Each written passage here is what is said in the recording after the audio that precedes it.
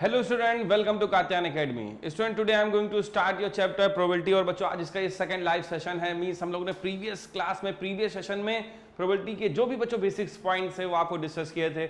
आपको प्रोबेबिलिटी की बहुत सारी बेसिक कंडीशन सिखाई थी बच्चों। बहुत सारे जो बेसिक्स पॉइंट प्रोबेबिलिटी के लिए रिक्वायर्ड हैं, उसका formula, how can we use the formula, favourable outcomes, events, random experiments और बहुत सारे ऐसे जो बेसिक टर्मिनोलॉजी है जो हमारे प्रोबेबिलिटी से रिलेटेड है, वो सारे टर्म्स मैंने आपको क्लियर किए थे उस प्रीवियस सेशंस में।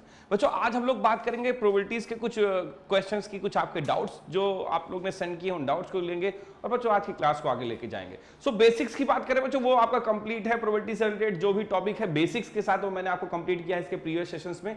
और बच्चों, आज के सेशंस में बेसिकली आपके डाउट्स और जो भी मेन क्वेश्चंस हैं, कुछ हमारे बोर्ड से रिलेटेड जो क्वेश्चंस आए हुए प्रीवियस ईयर्स के क्वेश्चंस हैं, उनके बारे में डिस्कस करेंगे और आपके डाउट्स लेंगे। तो चलिए बच्चों, आज की इस इंपॉर्टेंट क्लास को स्टार्ट करते हैं। और बच्चों, ये मैथ्स के सेशंस की लास्ट क्लास भी है। मींस इसका मतलब हमारे सारे के सारे चैप्टर्स जो हैं वो कंप्लीट हो चुके हैं। हम लोग ने एक एक चैप्टर्स को लेके चले थे बच्चों स्टार्टिंग में नंबर सिस्टम से, और आज हम लोग अपने प्रोबेबिलिटी के लास्ट सेशंस तक पहुंच गए हैं। इसके बाद बच्चों, आपको पता है कि आपको पार्टिसिपेट करना है। सबसे मेन वो है हमारा जो क्लासेस में आपके जब टेस्ट होने स्टार्ट होंगे बच्चों, उनको आप जरूर ज्वाइन करिएगा, क्योंकि वो आपके बेसिक्स जितने भी आपने जो भी सीखा है, अब उनकी टेस्टिंग की बारी है। सो बच्चों, वो सारे टेस्ट आपको कंप्लीटली देने हैं और अपने आप को एलिवेट करना है। तो चलिए, उससे पहले प्रोबेबिलिटी के आज के सेशंस को कंप्लीट करते हैं। देखिए, आज के इस इंपॉर्टेंट क्वेश्चंस के साथ क्लियर करेंगे बच्चों। हमने जैसा कहा कि बेसिक्स हमारे सारे कंप्लीट है, सो हम लोग आज सिर्फ क्वेश्चंस पे ज्यादा फोकस कर रहे हैं। ओके बच्चों, चलिए तो इसी क्वेश्चन से स्टार्ट करते हैं। ये हमारा एक बोर्ड का क्वेश्चन है बच्चों। बोर्ड लास्ट ईयर के उससे प्रीवियस वाले में 2019 या मे बी 18 का आया हुआ क्वेश्चन था, जिसको हम लोग यहाँ पर लिया हुआ है। सो ये 4 मार्कर था उस टाइम पर। अभी देखिए कितना चांसेस हैं इस टाइप के क्वेश्चंस आने के। देखिएगा, a game of chance consist of spinning an arrow which is equally likely to comes to rest point to one of the number 1 2 3। मतलब क्वेश्चन ये कह रहा है कि हमारे पास जैसा ये सीधे बोर्ड गेम राउंड गेम है, यहाँ पर एक एरो मान लीजिए यहाँ पर है, दिस इज एन एरो, और सिंपली इस एरो से बेसिकली आप ये आइडेंटिफाई करती है कि यहां पर अगर आपका नंबर एरो के सामने जो भी रुकेगा, वो नंबर आपके आने के चांसेस, वही नंबर आपका जो है वो कंसीडर किया जाएगा।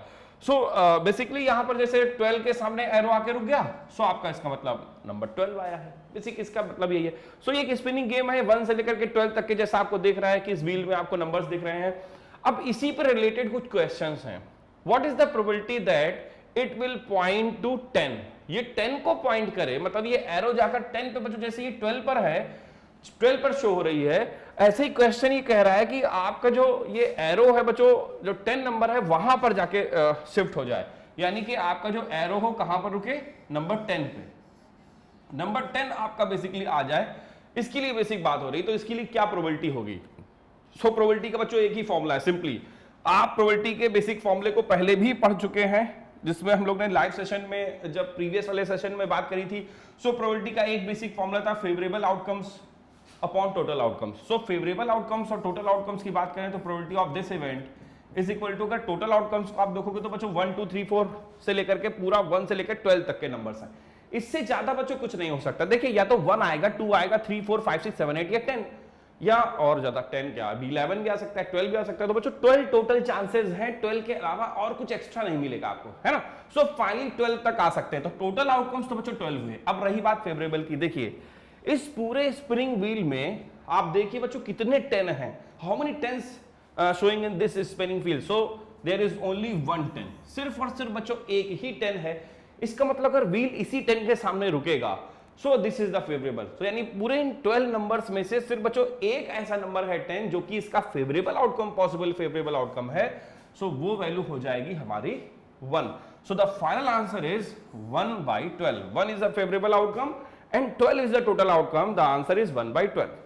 तो ये तो था बेसिक्स इस क्वेश्चन को करने का बच्चों। चलिए इसी से रिलेटेड कुछ और भी क्वेश्चन है, उसको देखते हैं। नंबर ऑफ मल्टीपल्स ऑफ 3 बच्चों, इसी इवेंट्स में इवन को मैं अब E2 में कन्वर्ट कर देता हूं। चलिए यहां से दूसरा एक क्वेश्चन यहां से ले ले, this is the first one. अब सेकंड की बात कर ले, तो सेकंड क्वेश्चन के अकॉर्डिंग आपसे क्वेश्चन ये क्या गया है कि number of multiples of 3, number of multiples of 3 के क्या चांसेस है? तो बच्चों, अगर आपका स्पिनिंग व्हील 3 पे रुक जाए, सो ये समझ लीजिए 3 का मल्टीपल्स बेसिक पहला मल्टीपल है। बच्चों, अगर 6 पे आ जाए, वो भी आपका फेवरेबल हो जाएगा, क्योंकि वो भी 3 का मल्टीपल है। ऐसी बच्चों अगर 9 पे आ जाए या तो आपका व्हील जो है वो 10 12 पे आके रुक जाए। तो यानी कि 4 ऐसे चांसेस हैं, अगर यहां पर आपका व्हील एरो यहां पर रुकता है सो इट मींस ये सब के सब आपके 3 के मल्टीपल्स ही काउंट होंगे और इस सिचुएशंस में आपका ये फेवरेबल आउटकम्स होगा। यानी कि 3 के मल्टीपल्स आने के चांसेस पूरे व्हील में 1 2 3 4 हैं। सो 4 आपके फेवरेबल आउटकम्स हुए। सो probability of this event E1 जिसको कहते हैं, तो बच्चों इसको E2 मैंने लेट कर लिया है। सो 12 टोटल आउटकम्स, वो तो चेंज नहीं होने वाले इस रैंडम एक्सपेरिमेंट में।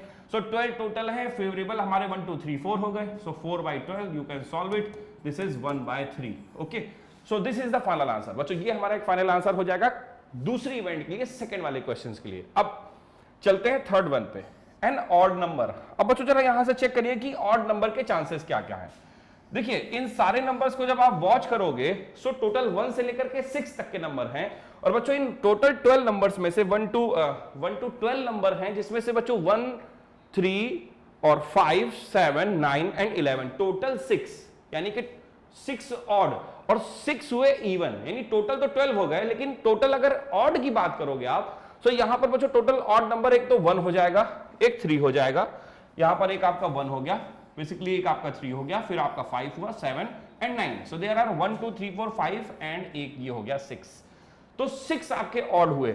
सो यहां से अगर हम थर्ड वाले क्वेश्चन की प्रोबेबिलिटी अगर फाइंड करना चाहें according to question number 3, so probability of event 3 this is equal to 12 favourable हुए, 12 टोटल हो गए। फेवरेबल कहां से हुए बच्चों, अब ध्यान रखिए थोड़ा सा, यहां से फंबल बहुत हो रहा है, कुछ हम बोल रहे कुछ और रहे हो कुछ और रहा है। लास्ट क्लास है, इसको भी अच्छे से मैनेज कर लेते हैं। देखिए सो 1 3 5 7 9 और 11, सो 1 2 3 और 3 6, तो 6 हो गए हमारे ऑड। सो ये तो हो गया 1/2, क्लियर। सो ये तो होगी प्रोबेबिलिटी ऑफ थर्ड इवेंट। यहां से हमारे 3 बेसिक्स जो क्वेश्चंस थे उसके हम लोग ने प्रोबेबिलिटी क्लियर कर ली है। आई होप आपने भी इस चीज को क्लियर कर लिया होगा। लास्ट वाले कंडीशंस पे बच्चों आ जाए, एन इवन नंबर, जैसे ऑड हमारे 6 हैं सो बच्चों इवन भी हमारे 6 ही हैं। देखिए अगर हमारा ये 1 3 5 7 9 11 ये हमारे ऑड हैं, सो बच्चों 2 4 6 8 10 और 12 ये हमारे इवन है। तो 6 इवन थे, 6 ऑड है। तो यहां पर अगर फोर्थ वाले क्वेश्चंस की बात करें सो बच्चों इसका भी आंसर जो प्रोबेबिलिटी ऑफ दिस इवेंट होगी E4, this is also equal to 6/12 और इसका भी आंसर बच्चों 1/2 ही मिलेगा। So this is the final one. ये हमारे ऑल 4 क्वेश्चंस के आंसर हैं जिसको हम लोग ने यहाँ पर व्हील की हेल्प से सारी कंडीशंस को देखते हुए सॉल्व किया है। आई होप आपने बच्चों इस क्वेश्चन को अच्छे से वॉच कर लिया होगा, clear. So this is the first one. अब बात करेंगे अपने इसी तरीके के कुछ नेक्स्ट बच्चों क्वेश्चंस की, चलिए उस पर चलते हैं और उसके भी बेसिक्स को क्लियर करते हैं कि यहाँ पर इसी टाइप के क्वेश्चंस आने के चांसेस हैं।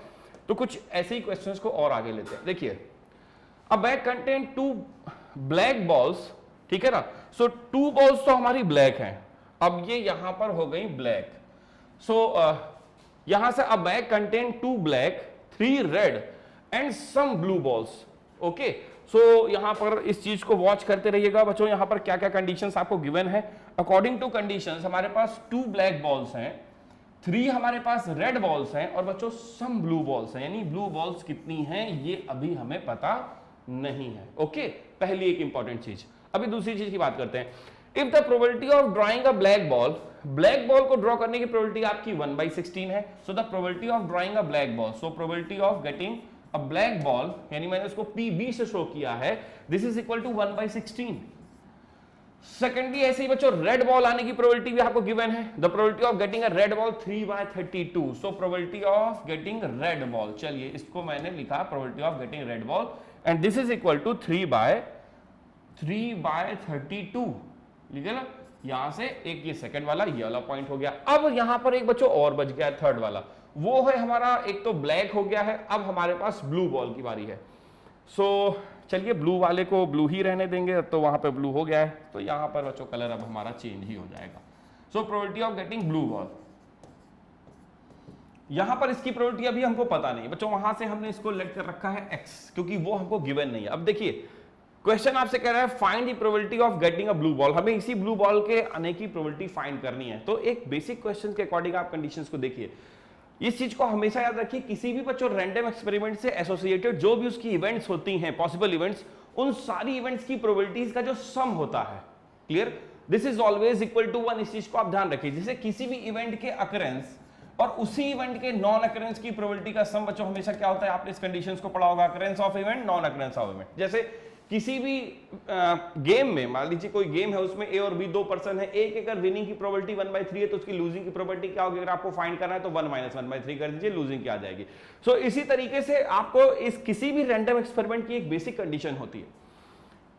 कोई भी हमारा रैंडम एक्सपेरिमेंट है उससे एसोसिएटेड कोई भी इवेंट्स हैं तो उन सारी इवेंट्स की प्रोबेबिलिटी का जो सम होगा, बच्चों इस चीज को याद रखिए, इंपॉर्टेंट पॉइंट है, उसका सम हमेशा 1 के इक्वल होगा। सो उसी बेसिक प्रॉपर्टी को आपको यहां पर इस्तेमाल करना पड़ेगा। सो प्रोबेबिलिटी ऑफ, यहां पर देखिए रैंडम एक्सपेरिमेंट हमारा कोई हुआ, ड्राइंग अ बॉल। अब उसमें यहां पर 3 पॉसिबल इवेंट्स हैं, या तो ब्लैक आएगी या रेड आएगा या तो ब्लू आएगी, क्योंकि 3 ही टाइप की बॉल्स हमारे बैग में कंटेन कर रही हैं। अब यहां से इसके बाद अगर बात करें तो अकॉर्डिंग टू क्वेश्चन यहां पे probability of drawing a blue ball according to black ball, blue ball पहले ब्लैक हो गया, फिर बच्चों रेड हो जाएगा, फिर उसके बाद हमारी ब्लू बॉल हो जाएगी। तो यहां से मैंने इसको ऐसे लिख दिया ब्लू बॉल। इन सबकी प्रोबेबिलिटीज का जो सम होगा वो स्टूडेंट 1 हो जाएगा, क्योंकि मैंने आपको उसकी बेसिक प्रॉपर्टी बताई ऐसा क्यों हो रहा है। किसी भी आप इस चीज को चेक भी कर सकते हैं, ठीक है ना, इस चीज को हम लोग चेक भी करके देखेंगे। अब आगे इस चीज को चलिए लेके चलते हैं, सारी प्रोबेबिलिटीज को यहां पर रिप्लेस कर दीजिए जो भी आपको गिवन है। So first of all blue के लिए हमें दे रखा है, ब्लैक के लिए दे रखा है 1/16 and this is equal to 3/32। और बच्चों यहां पर प्रोबेबिलिटी आपको अभी मिसिंग है, पता नहीं है, so we have to take an as x। Clear? चलिए ये तो हो गया हमारी फर्स्ट कंडीशंस। अब आगे इसी को बच्चों सॉल्व करते हैं। देखिए सॉल्विंग इसकी चेक करिए, सॉल्विंग, फिर देखते हैं आंसर क्या आएगा। So look at this, we have to take in the LCM of these two. इनका एलसीएम टेक करिए। अकॉर्डिंग टू एलसीएम बच्चों यहां पर 32 एलसीएम आपको मिलेगा, 16 2 जा 2 यहां पर हो गया, ये हो जाएगा 3 और बच्चों ये x है इज इक्वल टू 1। फाइनली बच्चों ये हुआ हमारा 5/32 plus x is equal to 1। x को आप होल्ड करिए 1 और माइनस 5/32 यानी ट्रांसफर कर दो बच्चों। प्लस में है, जब आप उधर ले जाएंगे तो बच्चों किस में हो जाएगा? ये पूरा प्लस में, उधर जाएगा तो पूरा कंप्लीट माइनस में होगा। So this is 5/32। Now we have to take the LCM. Simply आप इसका एलसीएम टेक करिए और फाइनल आंसर जो भी मिलेगा, यानी कि आपको आंसर मिल जाएगा 27/32 and this is the final answer. बच्चों यही प्रोबेबिलिटी है ड्राइंग अ ब्लू बॉल, यानी ब्लू बॉल को निकालने की प्रोबेबिलिटी 27/32 बनेगी। तो इस तरीके से आप इस क्वेश्चंस को बच्चों सॉल्व कर सकते हैं। बेसिक कंडीशंस का क्वेश्चन है, यहां पर आपको इस तरीके के क्वेश्चंस बहुत सारे मिलते भी हैं, मिल भी सकते हैं बच्चों बोर्ड एग्जाम में, तो आप इन सारी कंडीशंस को जरूर याद रखिएगा। और ये जो मैंने आपको प्रॉपर्टी बताई है इसको भी आपको हमेशा ध्यान रखना है कि कहीं पर भी ये इस्तेमाल हो सकती है जब सिचुएशंस आपको इस टाइप के क्वेश्चन से मिलेगी। चलिए बच्चों ये हम लोग ने किस तरीके से किया इसको भी समझिएगा। देखिए जैसे आप मान लीजिए डाइस को थ्रो करते हैं, डाइस को थ्रो करने के लिए उसके इवेंट्स एसोसिएटेड, उसकी इवेंट्स क्या है, या तो 1 आएगा, 2 आएगा, 3 या 4, या 3 के बाद 4 या 5 या 6। बच्चों 6 ही पॉसिबल आउटकम्स होते हैं। ओके, यहां पर 1 आने की प्रोबेबिलिटी कितनी है बच्चों? एक ही 1 है, 1/6। 2 आने की प्रोबेबिलिटी 1/6, 3 आने की प्रोबेबिलिटी 1/6।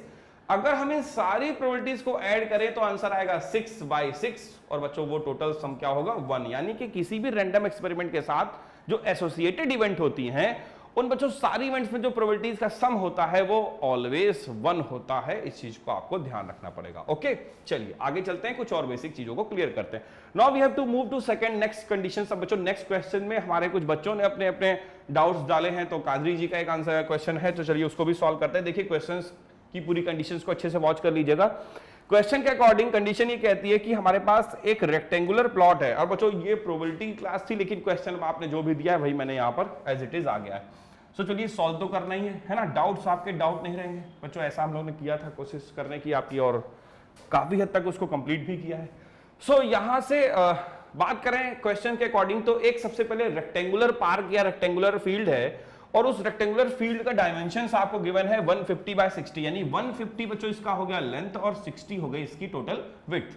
सो अगर टोटल पेरीमीटर की अगर आप बात करोगे बच्चों तो इसका पेरीमीटर टोटल बन रहा है 150 + 150, 60 + 60, यानी टोटल होगा 300, और 60 60 120, तो 300 120 420 हो गया बच्चों, 420 है ना, ये हो गया हमारा 420 मीटर।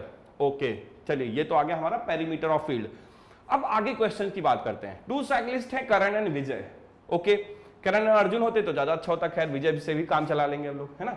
सो करण और विजय दो हैं, स्टार्ट करते हैं किसी एक इनिशियल पॉइंट के साथ।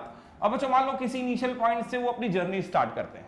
ओके, साइकिलिंग अपनी स्टार्ट करते हैं। 2 साइक्लिस्ट हैं, करण और Vijay, start together and can cycle at the speed of 21 metre per second and 28 metre per second. बच्चों यहां पर जो करण है वो 1 मीटर पर सेकेंड 21 मीटर पर मिनट की स्पीड से साइकिलिंग करता है, और जो हमारा अर्जुन है, मतलब जो विजय है जिसको हम लोग अर्जुन बोल रहे हैं, सो वो 28 मीटर पर मिनट की रफ्तार से साइकिल चलाता है। ओके, और इस तरीके से वो इसी रेक्टेंगुलर फील्ड में ही यहां पर साइकिलिंग करते हैं, इस रेक्टेंगुलर फील्ड के कॉर्नर, इस तरीके से पूरी फील्ड के पेरीमीटर्स के बेस पर आप एक समझिए एक कंप्लीट राउंड लेने के लिए उनको पूरे पेरीमीटर के बराबर डिस्टेंस ट्रेवल करनी पड़ती होगी।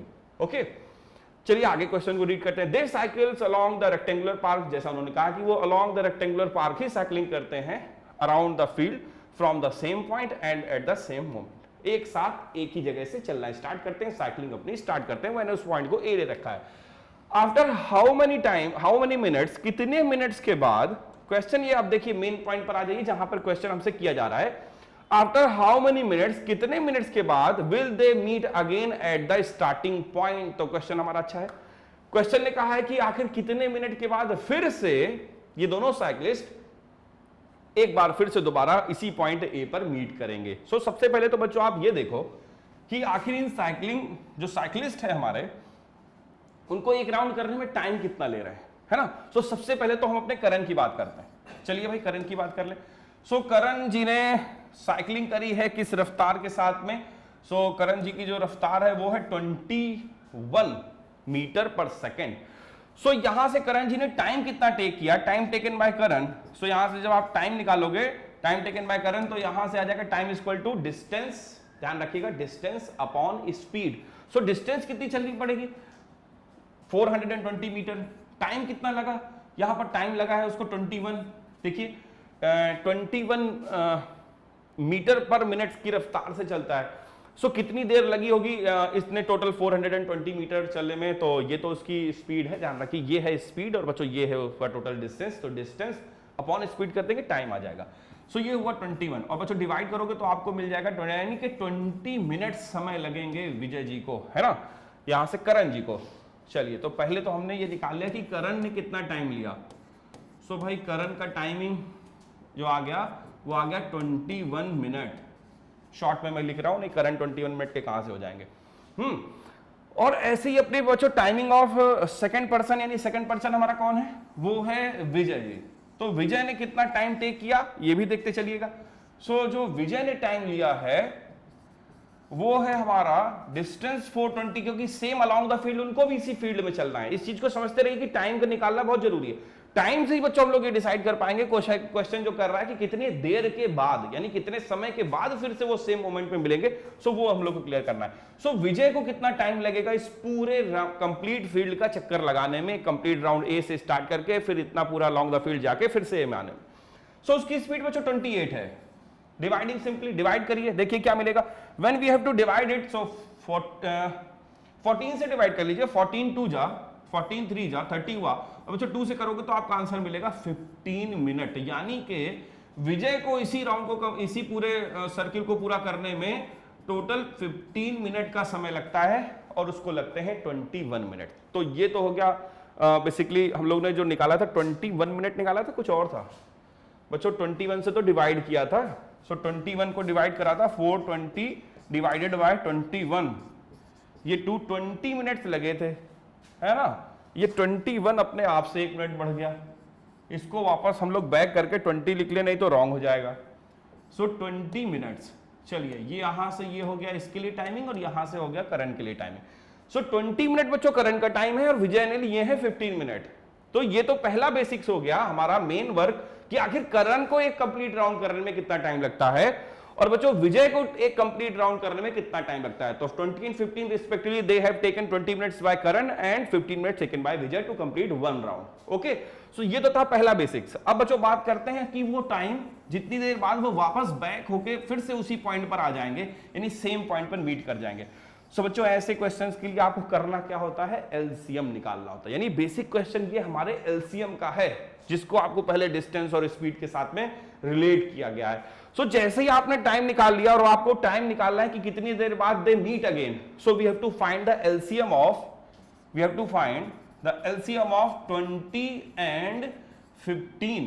सो बच्चों इसका तो एलसीएम हमारे सारे स्टूडेंट में भी जानते होंगे। 20 और 15 का एलसीएम नहीं जानते तो आप इस तरीके से निकालिए 20 और 15, और फाइनल आंसर आपको वैसे में भी 60 मिलेगा, लेकिन फिर भी चलिए सॉल्व करते हैं। 2 से 10 टाइम्स ये 15 एज इट इज है, again we have to dividing by 2, सो बच्चों 2 से करोगे आपको 5 मिल जाएगा, ये 15 होगा, then after we have to dividing by 3, so ये 5, ये भी 5 और फाइनली आप 5 से डिवाइड कर दोगे, सो बच्चों यहां से आपको कंप्लीट 1 1 यानी कंप्लीटली डिवाइड, 5 3 15, 15 2 30, 30 2 60। सो इस तरीके से जो एलसीएम आपको मिला बच्चों वो आया 60, यानी कि 60 मिनट आपका फाइनल आंसर क्या है। 60 मिनट के बाद बच्चों फिर से वो लोग दोबारा 60 मिनट के बाद फिर से वो लोग दोबारा एक बार फिर से उसी पॉइंट ए पर मीट करेंगे। 60 मिनट बाद एक ऐसा चांस आएगा कि जहां पर हमारा ए पहुंचेगा करण उसी पॉइंट ए पर, उसी पॉइंट ए पर हमारा विजय भी पहुंच जाएगा। तो इसका फाइनल आंसर 60 मिनट है। सो आई होप काजल जी आपने बेसिकली क्वेश्चन को क्लियर कर लिया होगा कि आखिर बेसिक करना क्या था क्वेश्चंस में। तो कंडीशंस को आपने क्लियर कर लिया, कंडीशंस सारी समझ ली क्वेश्चन को सॉल्व करने की। आई होप आपने क्लियर किया। मैंने आपको बताया कि पहले आप टाइम निकालिए कि how much time taken by Karan and Vijay. Okay, Karan को कितना टाइम लगेगा टू कंप्लीट 1 राउंड, और सेम वही प्रोसेस करके विजय ने कितना टाइम लिया इस पूरे राउंड को कंप्लीट करने में, वो फाइंड आउट करिए। सो करण ने टाइम लिया था 20 मिनट, विजय ने टाइम लिया था 15 minute. Now we have to find the LCM and final questions. Okay, चलिए चलते हैं, मूव करते हैं नेक्स्ट क्वेश्चंस की ओर।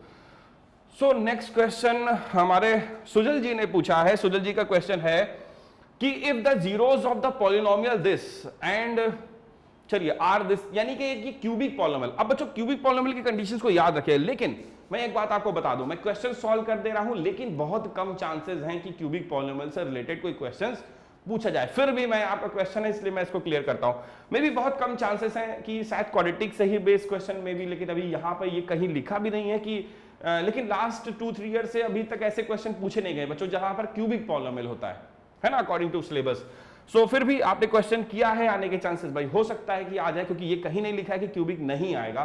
सो that's why we have to take this question. हमने टेक किया और इसका आंसर भी आपको बताते हैं। देखिए तो सुजल जी आपका क्वेश्चन है if the zeros of the polynomial are this, अगर जीरोस जो है पॉलिनोमियल्स के वो ये हो जाए। अब जरा देखिएगा, जो हमारी क्यूबिक इक्वेशन होती है ax³ plus bx² plus cx plus d is equal to 0, अगर हमारी ये इक्वेशन होती है, so according to this equation, इस इक्वेशन के अकॉर्डिंग कंडीशन ये बनती है कि हमारा जो सम ऑफ जीरोस होते हैं यानी alpha plus beta plus gamma, पहले तो मैं आपको पूरी कंडीशंस बता रहा हूं भैया क्वेश्चंस के लिए आपको, लेकिन बताना पड़ेगा।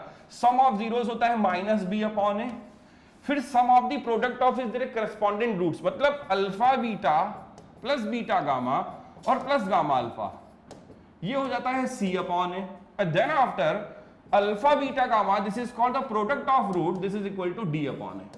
सो फाइनली ये आपको इस तरीके से पूरी कंडीशंस मिलती है, -b/a, c/a, -d/a। ये हमारे 3 बेसिक पॉइंट है जिसको आपको ध्यान रखना पड़ेगा अगर आप किसी क्यूबिक इक्वेशंस को सॉल्व करते हैं। तो बच्चों ये तो बेसिकली आपको रखना ही पड़ेगा। अब आ जाइए मेन क्वेश्चन पे। देखिए क्वेश्चन के अकॉर्डिंग जो आपके ये 3 रूट्स हैं अल्फा बीटा गामा, एक्चुअल में आपको कुछ ऐसे दे रखे हैं। Alpha is given as a - b, this is taken as alpha, a as taken as beta, इसको ऐसा बीटा टेक करना है, और ये बच्चों आपका एज अ गामा यानी थर्ड रूट है। तो 3 रूट्स आपको कुछ ऐसे दिए हैं। If the zeros of polynomial of this, बच्चों ये अल्फा बीटा गामा होते क्या है, जीरोस तो होते हैं। तो एक तरीके से ये 0 हो गया, यही हमारा a - b अल्फा हो गया, ये बीटा हुआ, ये गामा हुआ, ये आपको जीरोस गिवन है। आपसे a b की सिंपल क्वेश्चंस में वैल्यू फाइंड आउट करनी है, बस क्वेश्चन कहता है आप सिर्फ हमें a b की वैल्यू निकाल दो, ये जो अननोन a b क्वांटिटीज हैं इनकी वैल्यू निकालिए। सो देखिए सबसे पहले फर्स्ट वाले कंडीशन से स्टार्ट करेंगे। इक्वेशन जो 1 हमारे पास इक्वेशंस बनती है, जो फर्स्ट हमारी कंडीशंस बनती है, जो फर्स्ट हमारा फॉर्मूला क्रिएट हो रहा है सम ऑफ जीरोस का, उसी की हेल्प लीजिए। तो according to this formula alpha plus beta plus gamma is equal to -b/a होता है ना बच्चों, ये तो मान रहे हैं ना, ऐसा फॉर्मूला हमारा है बेसिक। इसी फॉर्मूले के हिसाब से हम लोग कंडीशंस लगाते हैं। चलिए अल्फा को किससे रिप्लेस करिए, अल्फा के प्लेस पर आप a - b। सो जल्दी ध्यान से समझिएगा, ये आपका क्वेश्चन सॉल्व हो रहा है भाई क्यूबिक वाला, तो आपको अच्छे से इसको ध्यान रखना पड़ेगा। बाकी सारे बच्चे भी ध्यान रखिए, मे भी आ सकता है, चांसेस है, मैंने ये नहीं कहा कि आएगा ही नहीं। अब रही बात -b और a की, सो देखिए यहां से ये a b c और d क्या होंगे ये भी डिसाइड करना जरूरी है, ये भी इंपॉर्टेंट पॉइंट है। सो बच्चों जो x³ का मल्टीपल होता है देखिए वो a होता है, तो यहां से एक तरीके से x³ का मल्टीपल कुछ नहीं है तो 1 होगा, जिसका कोई नहीं होता उसका 1 होता है ना, इस चीज को ध्यान रखिए। और यहां पर ये है b, क्योंकि ये हमारा x² का मल्टीपल है -3। फिर से बच्चों c यहां पर कोई नहीं है, इसका मल्टीपल x का मल्टीपल सिर्फ क्या है 1 है, और मैंने आपको बताया यहां पर कोई मल्टीपल ना दिखे तो समझ लीजिए 1 तो श्योर होगा, इसलिए c की वैल्यू हो जाएगी 1, और फाइनली d भी आपका 1 ही है, वो कांस्टेंट टर्म। तो इस तरीके आपके a b c d सारे जो है वो कंपेयर हो गए। अब आप वैल्यू पुट करिए, फॉर्मूला कहता है कि alpha plus beta plus gamma, ये है अल्फा, ये है बीटा, ये है गामा, और ये कैसे डिसाइड हुआ? मैंने आपको कहा कि उसको आप अल्फा बीटा गामा लेट करिए, क्योंकि आपके जीरोस तो वही दिए हुए हैं, है ना, तो वही तो वैल्यू पुट करोगे आप। सो माइनस का बी अपॉन है, अब माइनस लगाया बी, जरा देखिए -3 है, सो -3 और अपॉन ए बच्चों क्या है 1। सो ए कंडीशन तो आपको यहीं से मिलने वाली, देखिएगा ध्यान से। अब बच्चों अगर आप इसको वॉच करिए, सो ये -b और +b both are cancelled out. Uh how many uh 3a, और बच्चों यहां पर भी ये प्लस का 3 होगा, ये कंप्लीटली डिवाइड होगा, a की वैल्यू आपको 1 मिल जाएगी, यानी a का आंसर तो क्लियर हो गया, a की वैल्यू आपकी आ गई। और b कहीं से मिल जाए तो आपको जो क्वेश्चन पूछा गया था find the value of a and b, वो भी कंप्लीट हो जाएगा। चलिए उसके लिए हम लोग बच्चों हेल्प लेते हैं प्रोडक्ट ऑफ रूट्स की, हम इसकी हेल्प नहीं लेंगे, यहाँ पर आपको कोई प्रोसेस ज्यादा करना पड़ेगा। देखिए अल्फा बीटा बीटा गामा, यहां पर इजीली आपको सिर्फ अल्फा बीटा गामा पुट करना और डी अपॉन ए होगा, आपका यहां से आंसर क्लियर हो जाएगा। सो आई होप आप इस पॉइंट को समझ चुके होंगे। तो बच्चों ए की वैल्यू 1 आई है, मैं यहां पर लिख दे रहा हूं, और यहां से इस बेसिक्स क्लियर करने के बाद मैं इस बेसिक पॉइंट को यहां से मूव करूंगा, थोड़ा सा स्पेस बनाऊंगा और आगे की कंडीशंस को क्लियर करूंगा। ओके, चलिए देखते हैं नेक्स्ट वाली कंडीशंस क्या है। सो बच्चों अकॉर्डिंग टू कंडीशन सेकंड, जो थर्ड वाला फॉर्मूला है हम लोग इसको इस बार यूज करने वाले हैं according to condition 3, according to formula number 3, जो कि प्रोडक्ट ऑफ रूट्स होता है। अगर हमारे 3 रूट्स गिवन है alpha beta gamma, cubic equation है, in this situation the product of root is equal to -d upon a, ये होगा, है ना। सो जरा देखिए भाई अल्फा क्या होगा, अल्फा जरा देखिए a माइनस b है, फिर बीटा तो a है, फिर गामा क्या है a प्लस b है। So alpha into beta into gamma, formula कहता है ये होता है -d अपॉन a के इक्वल। अब जरा देखिए -d, यानी तो सबसे पहले आप माइनस लगा लो। अब d क्या है बच्चों, d भी 1 है और a भी 1 है, यानी 1 अपॉन 1, आंसर तो यहां पर माइनस का 1 मिलेगा। ओके, एक चीज तो क्लियर हुई। चलिए अब यहां पर बच्चों आ जाइए, थोड़ा सा यहां पर इस d को वापस b में ही चेंज कर ले, क्योंकि b है d नहीं है। So a plus b, a minus b, और ये a तो ऐसे ही रहा, a plus b minus b को मैंने लिख दिया a square minus b square, this is equal to -1। क्या करिए, a की वैल्यू रिप्लेस करिए। देखिए a की वैल्यू आपको गिवन है ना, गिवन क्या है हम लोग ने फाइंड आउट कर लिया, इक्वल टू 1, सो रिप्लेस कर दीजिए। देखिए क्या कंडीशंस होगी। So when we have to replacing at the place of a as 1, so look at this, this is a, this is 1 square minus b square, and this is also equal to -1। So look at this, 1 minus b square, यहां पर -1 है, ये भी यहां पर बच्चों transfer हो जाएगा, सो ये हो जाएगा -1। सो यहां से क्लियरेंस क्या बनता है जरा देखेंगे, -b square is equal to -2। Now minus minus both are cancel out, minus से माइनस कैंसिल होगा, and the value of b is equal to √2। तो बच्चों यहां से क्या होगा, आपको b की वैल्यू भी मिल जाएगी। तो बच्चों इस तरीके से आप a भी डिसाइड कर लोगे, b भी डिसाइड कर लोगे, और आई होप सुजल जी आपने दोनों ही कंडीशंस में, दोनों ही क्वेश्चंस में a और b को फाइंड आउट करने का बेसिक प्रोसेस सीख लिया होगा कि कैसे हम लोग a और b फाइंड आउट करते हैं। ओके, तो ये तो हो गया बेसिक्स आपके क्वेश्चंस का। क्यूबिक इक्वेशंस को कैसे सॉल्व करते हैं, इन फॉर्मूले को आपको ध्यान रखना पड़ेगा, लेकिन इस चीज को ध्यान रखिए कि क्यूबिक इक्वेशंस बहुत कम कोर्स में आती है, लेकिन फिर भी आ भी सकती है, क्योंकि मैंने बताया आपसे कि कहीं नहीं लिखा है तो बड़ा कंफ्यूजिंग वाली बात है, इसलिए आप क्वेश्चंस को जरूर सॉल्व कर लें। ओके, चलिए ये तो हो गया सुजल जी का क्वेश्चन। चलते हैं नेक्स्ट, यहां पर एक और क्वेश्चन लेते हैं जो कि हमारा प्रोबेबिलिटी से रिलेटेड, यानी आज के टॉपिक के साथ है। भाई बच्चे लोग बहुत इधर उधर के टॉपिक से भी पूछ लेते हैं, लेकिन शिखा जी ने अपने टॉपिक के साथ ही क्वेश्चंस रखा है। चलिए इसको देखते हैं।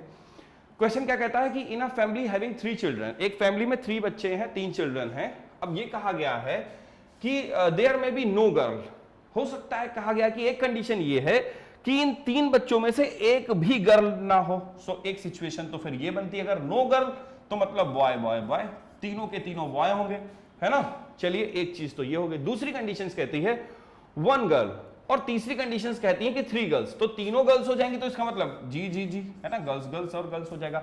और दूसरी के बाद ये जो एक और कंडीशंस है 1 गर्ल, या तो 1 गर्ल होगी। उन्होंने 3 कंडीशंस हमें दी हैं, कहा है या तो वो 3 चिल्ड्रन में तीनों बॉयज होंगे, यानी नो गर्ल का मतलब तीनों बॉयज, है ना। देखिए उन्होंने क्वेश्चन दिया नो गर्ल, अब नो गर्ल का बच्चों क्या मतलब हुआ, तीनों बॉयज होंगे, यही मतलब हुआ, तीनों तभी नो गर्ल्स होंगे, या तो तीनों, एक कंडीशन देखिए ये दी है, और 3 गर्ल्स, तो 3 गर्ल्स का मतलब सब की सब गर्ल्स होंगी, नो बॉयज, क्लियर। और एक सिचुएशन और दी है उन्होंने, कहा कि ये 3 बच्चे क्या हो सकते हैं, ये 3 बच्चे में 1 गर्ल हो सकती है, यानी 2 गर्ल वाला ऑप्शन है नहीं, यहां पर अवेलेबल नहीं रखा उन्होंने।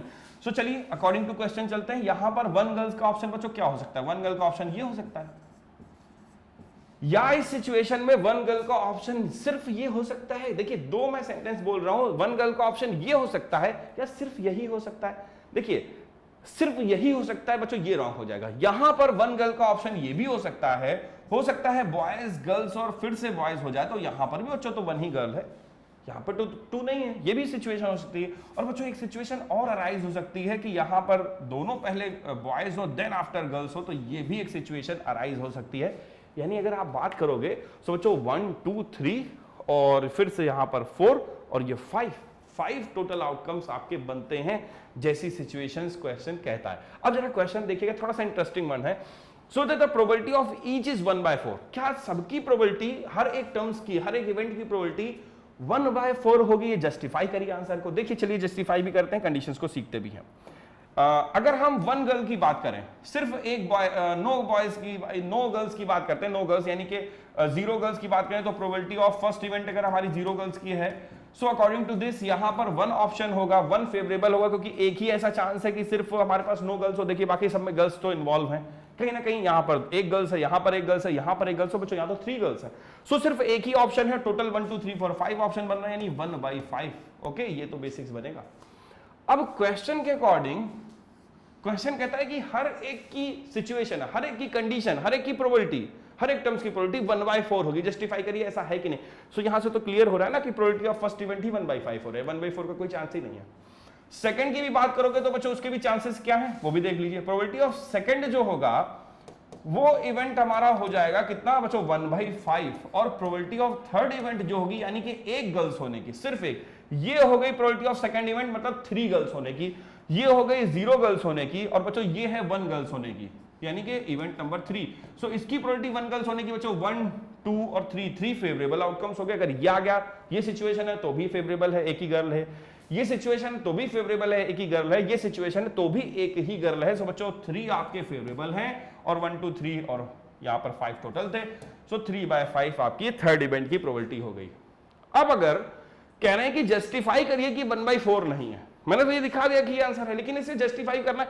अब बच्चों अगर 1/4 ऑप्शन होता तो 3 कंडीशंस बन रही थी एसोसिएटेड इवेंट के साथ, तो 1/4 प्लस 1/4 प्लस 1/4। उन्होंने कहा है कि सो the probability of each is 1/4। सबकी अगर 1/4 होती तो आंसर होता 3/4 टोटल प्रोबेबिलिटीज का सम। लेकिन हमने आपको एक कंडीशंस बताई, किसी भी रैंडम एक्सपेरिमेंट के साथ तो जो उसकी एसोसिएटेड इवेंट्स होती हैं, उन सारी प्रोबेबिलिटीज का, उन इवेंट्स की सारी प्रोबेबिलिटीज का जो सम होता है बच्चों, दिस ऑलवेज बी 1। तो ये तो फॉलो नहीं कर रहा, ना ना ना ना ना, ऐसा हो नहीं सकता। तो बच्चों यहां से तो ऑप्शंस नहीं बनेगा। अब रही बात हमारे वाले क्वेश्चंस में कि क्या हमारा कह रहे हैं सर उनका तो नहीं बन रहा, तो क्या आपका बन रहा है 1? चलिए हम भी चेक कर लेते हैं कि क्या हमारी सारी इवेंट्स में इन तीनों ही प्रोबेबिलिटीज की इवेंट्स जो निकली हैं, PE1 PE2 और PE3, क्या हमारे इन सारी इवेंट्स की प्रोबेबिलिटी का सम 1 हो रहा है? चलिए चेक कर लेते हैं हम लोग भी। सो ये हुआ PE1, सेकेंड इवेंट PE2 और यहां से फिर ये थर्ड इवेंट PE3। सो इन तीनों इवेंट की प्रोबेबिलिटीज का बच्चों जरा एक बार हम लोग सम चेक करते हैं। देखिए क्या ये बन देगा 1/5, 1/5 और बच्चों 3/5। जब आप इसका सम करेंगे सो आंसर क्या मिलेगा, 1 2 3 5/5 और आंसर इज 1। तो इसका मतलब हमारे लोग ने जो आंसर भाई फाइंड आउट किया है वहां से सारी प्रोबेबिलिटीज उस कंडीशंस को सेटिस्फाई करती हैं। तो बच्चों यहां पर जो आपका जस्टिफाई करने के लिए ऑप्शन था तो मैंने जस्टिफाई कर दिया है।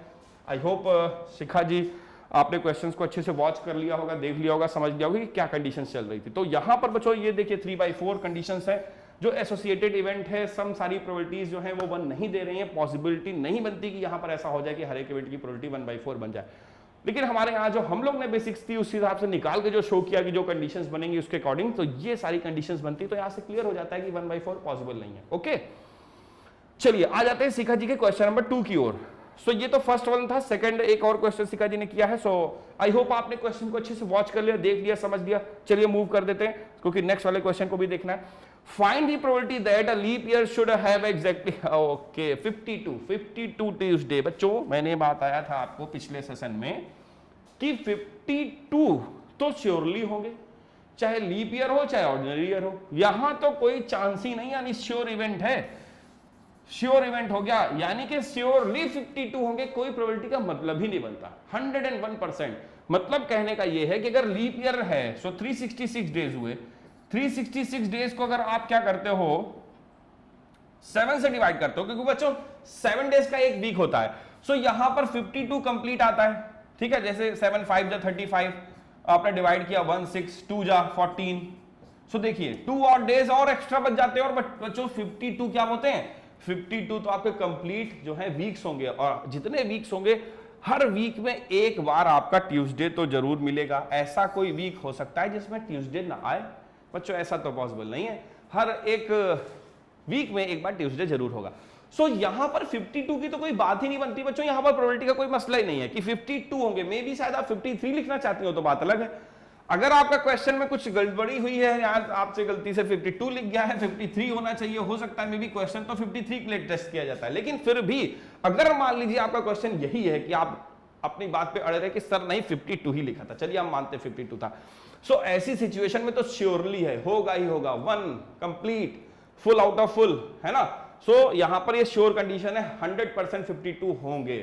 कोई चांस नहीं कि इस पे ऐसा हो कि इसमें आप कुछ प्रोबेबिलिटी अप्लाई करेंगे, नहीं नहीं होंगे, नहीं हाँ होंगे, हो भी सकता है, नहीं भी सकता, ऐसा कुछ नहीं। कंप्लीट श्योरली 52 होंगे। ओके, लेकिन अगर क्वेश्चन आपका 53 है, सो क्या है उसके में हम लोग पिछले सेशंस में बात कर चुके हैं। चलिए फिर भी थोड़ा सा देख लेते हैं कि अगर 53 मान लीजिए आप कहते हैं कि ट्यूसडे हो जाए तो उसके क्या चांसेस है। तो बच्चों 52 तो श्योरली होने, सिर्फ बचे हुए अगर 2 दिन हैं, मैंने आपसे बताया था सब कुछ ही नहीं, बचे हुए और डेज का खेल है, वो तो श्योरली है, वहां पे कोई प्रॉब्लम नहीं है। अगर ये 2 दिनों में कोई एक ट्यूसडे आपको मिल जाए तो मे बी आपके चांसेस हैं कि वो 52 तो कंप्लीट होंगे, एक और मिल जाएगा 53 हो जाएंगे। आई होप बात को आप समझ पाए। सो बच्चों उन बचे हुए 2 दिनों में हो सकता है कितने चांसेस हो, मंडे ट्यूसडे हो जाएगा, काम बन जाएगा आपका, है ना। चलिए मैं एक एक ही ले रहा हूं जिससे लेटर में 7 पूरे आ जाए। मंडे ट्यूसडे समझिएगा, मंडे ट्यूसडे हो गया, हो सकता है ये 2 दिन क्या हो सकते हैं, ट्यूसडे वेडनेसडे हो सकते हैं 2 दिन, वेडनेसडे और थर्सडे हो सकते हैं ये बचे हुए 2 दिन, थर्सडे और फ्राइडे हो सकते हैं बचे हुए ये 2 दिन, और फ्राइडे के साथ सैटरडे हो सकते हैं, और सैटरडे के साथ बच्चों संडे भी हो सकता है ना। सैटरडे संडे सबसे अच्छा दिन होता है, और संडे मंडे। सो ये हो गया संडे, और बच्चों दूसरा हुआ मंडे। सो मंडे के बाद ट्यूसडे वाला फिर से ऑप्शन, तो 1 2 3 4 5 6 7 बेसिक प्रॉपर्टीज हो सकती हैं, 7 टोटल आउटकम्स हो सकते हैं, टोटल आउटकम्स ये बचे हुए 2 दिनों में। इसका मतलब आपके टोटल आउटकम्स, बहुत सारे बच्चे 365 लेंगे, नहीं भाई आपको टोटल आउटकम्स लेने हैं 7, क्योंकि इन्हीं टोटल 7 आउटकम्स में ही सब कुछ आपकी प्रोबेबिलिटीज लगने वाली है। बाकी 52 मैंने बताया वो तो कंप्लीट है, वहां पे श्योरिटी है ना। अब बच्चों यहां पर आपके फेवरेबल आउटकम्स क्या बनेंगे, आपको चाहिए ट्यूसडे। जरा देखिए कहां पर ट्यूसडे मिल रहा है। अगर ये मंडे ट्यूसडे हो जाए 2 दिन, कहेंगे सर ऐसा नहीं हो सकता कि मंडे फ्राइडे एक बन जाए ऑप्शन, सिर्फ आप लगातार वाले बनाते, भाई बचे हुए 2 दिन हैं, ऐसा कभी होता है मंडे के बाद फ्राइडे आ जाए, पॉसिबल ही नहीं है। सो आप हमेशा जो 2 दिन बचे हैं उनको आप क्या लेंगे, करस्पॉन्डिंग डेज ही लेंगे, मंडे ट्यूसडे ले सकते हैं या ट्यूसडे, भाई बचे हुए 2 दिन वो कुछ भी ऐसे ही 2 ग्रुप में ही होंगे। सो यहां से 7 ऐसे ग्रुप बनेंगे, और बच्चों एक तो ये ग्रुप अगर मान लीजिए मिल जाए तो 7 मंडे ट्यूसडे, यहाँ पे एक ट्यूसडे मिल जाएगा, आपके 52 ऑलरेडी थे, एक और मिल गया 53 हो गए, और या ट्यूसडे वेडनेसडे, बस यही 2 आपके फेवरेबल हैं। अगर इन 2 में से दिनों में से कोई 2 कंडीशंस बन जाएंगी तो समझ लीजिए आपके 53 कंप्लीट हो जाएंगे। सो 2/7 आपका फाइनल आंसर होगा। और अगर 52 है तो मैंने आपको उसके लिए बताया श्योर इवेंट है, 1 हो जाएगा। ओके चलिए ये तो सीखा जी, आपके दोनों ही क्वेश्चंस जो थे प्रोबेबिलिटी से रिलेटेड मैंने आप क्लियर किए हैं। आई होप आपने पूरे क्वेश्चंस को अच्छे से वॉच किया होगा। इस क्वेश्चन को मैंने प्रीवियस सेशन में भी इस टाइप के क्वेश्चंस कई सारे बच्चों ने किए थे, उसको भी मैंने डिस्कस किया था, बताया था आपको। सो यहाँ पर देखिए क्वेश्चन पे मत जाइए, जैसे कि यहाँ पर 53 संडे हो सकते हैं, 53 मंडे हो सकते हैं, 53 फ्राइडे हो जाए, 53 वेडनेसडे हो जाए, कुछ भी 53 हो जाए, आंसर लेकिन 2/7 ही रहेगा। ये चीज अपने दिमाग में बिठा लीजिएगा। ओके चलिए सो आ जाते हैं नेक्स्ट वन में। नेक्स्ट कंडीशंस हमारे मोहित जी ने क्वेश्चंस किया हुआ है। भाई मोहित जी अभी हमारे पुराने सेशंस में पढ़े हुए हैं, और ये क्वेश्चन हमारा है शायद फ्रीक्वेंसी। ओके तो फ्रीक्वेंसी वगैरह है, तो बच्चों इसका मतलब मीडियन का क्वेश्चन है। चलिए मोहित जी अभी आपकी मीडियंस की कुछ क्वेरीज हैं तो उसको भी ले लेते हैं। अब आ गया क्वेश्चन तो आपकी क्वेरीज को कंप्लीट जरूर करेंगे। चलिए देखते हैं। सोचो आ जाइए, कहां से प्रोबेबिलिटी से चले थे, प्रोबेबिलिटी से हम लोग कहां पर आ गए, चैप्टर 1 की कंडीशंस को सॉल्व किया था अभी आपके सामने एलसीएम का, और फिर अचानक से हम लोग मूव करके कहां पर, सीधे जंप कर गए स्टैटिक्स में। सो क्वेश्चन अब आपके जैसे आ रहे हैं उसी हिसाब से हम लोग भी जंप करते जा रहे हैं। सो मल्टी क्लास हो गई प्रोबेबिलिटी की जगह। ओके बच्चों चलिए देखिएगा ध्यान से। The median of the following data is 16। ये आपके पास ऐसा कुछ डेटा है बच्चों, इस पूरे डेटा की मीडियन 16 है, यानी मिसिंग टर्म वाली कोई बात होगी। हाँ देखिए 2 मिसिंग टर्म है, ए और बी। क्योंकि अगर आपको मीडियन पहले से ही दे रखे है तो एक ही कंडीशन बनती है कि मिसिंग टर्म होंगे, वो तो श्योरली होना ही था। चलिए, तो दो मिसिंग टर्म है ए और बी, आपको इन्हीं मिसिंग टर्म्स की वैल्यू निकालनी है एंड द टोटल फ्रीक्वेंसी 70। तो क्वेश्चंस के अकॉर्डिंग कंडीशंस आपको पता है। मीडियन के लिए आपको 3 कॉलम्स फॉर्म करने होते हैं। ओके, सो यहां पर आपको 3 कॉलम्स फिर से मैं बना के शो कर रहा हूं, और जब आपने ये सेशन देखा होगा स्टैटिक्स का तो वहां पर हम लोगों ने इस चीज को पूरा डिस्कस किया था कि मीडियन को निकालने के लिए क्या बेसिक प्रोसेस होता है। सो बच्चों, मीडियन को निकालने के लिए जो प्रोसेस है उसके अकॉर्डिंग हमें 3 कॉलम्स की रिक्वायरमेंट होती है। फर्स्ट कॉलम सीआई का होता है जिसको हम लोग बोलते हैं क्लास इंटरवल, सेकंड कॉलम हमारी फ्रीक्वेंसी का होता है, और बच्चों थर्ड कॉलम होता है हमारा सीएफ यानी कि क्युमुलेटिव फ्रीक्वेंसी का। ओके, सो चलिए तो मेन क्वेश्चन पर आ जाएं। 0 से 5 से स्टार्ट और 35 से 40 तक। तो पहले तो सारी सीआई यहां पर नोट कर लेते हैं। 0 to 5, 5 to 10, 10 to 15, 15 to 20, 20 to 25, और बच्चों अभी और भी थोड़ा सा रिक्वायरमेंट होगा। 25 to 30 की रिक्वायरमेंट है, 30 to 35 की रिक्वायरमेंट है, और एक रिक्वायरमेंट हमको हम टेबल से बाहर ले जा रही है। सो 35/40। चलिए बाहर जाएंगे, मोहित जी के लिए बाहर कहाँ जहां भी जाना होगा वहां जाना पड़ेगा, क्योंकि मोहित जी ने क्वेश्चन किया तो सॉल्व तो करना ही पड़ेगा बच्चों।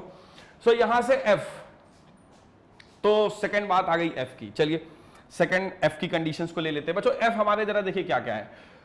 0 से 5 वाले कॉलम की एफ है 12, और सेकंड वाले कॉलम का ए है, नेक्स्ट वाले में 12 है, और फिर उसके बाद 15 है। चलिए 15, और उसके बाद बी आ गया, देन आफ्टर 6 आ गया, देन आफ्टर 6 आ गया, देन आफ्टर 4 आ गया। 6 एंड फाइनल 4। ओके, तो ये तो हो गई एफ की बात। अब सीएफ, सीएफ यानी कि क्युमुलेटिव फ्रीक्वेंसी। अब ये कैसे फाइंड आउट करते हैं बच्चों, इसको जरूर वॉच करिएगा। क्युमुलेटिव फ्रीक्वेंसी इंपॉर्टेंट पॉइंट है। अगर आपने देखिए 2 चीजें तो आपको बेसिकली गिवन ही होगी क्वेश्चन में, आपको अपनी तरफ से कुछ नहीं असाइन करना है।